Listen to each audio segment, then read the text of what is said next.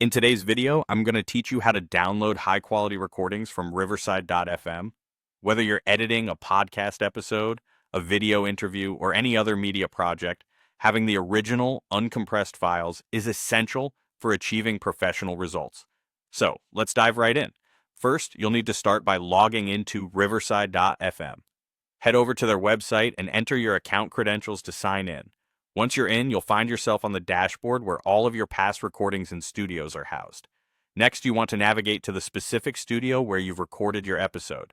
This step is crucial, especially if you have multiple studios set up for different projects or shows. Just click on the studio that holds the episode you're working on. Once you're in the correct studio, it's time to select the recording you want to download. Look through the recordings list until you find the episode or session in question. This list is typically organized chronologically, making it easy to locate your desired recording. Now that you've found the recording, scroll down to locate the section labeled Recording Files or something similar. This is where you'll see all the available tracks that you can download. This section is your gateway to accessing all the different audio and video tracks that were captured during your session. Look for the participants whose tracks you want to download. Next to each participant's track, you'll see a button labeled High Quality. This button is your best friend when you're aiming to work with the highest fidelity versions of your recordings.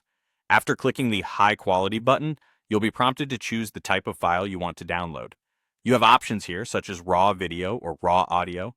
Clicking on these options will automatically start the download process to save these files to your computer. Here's a tip. Consider downloading individual tracks, and especially if you're planning on doing multi-track editing.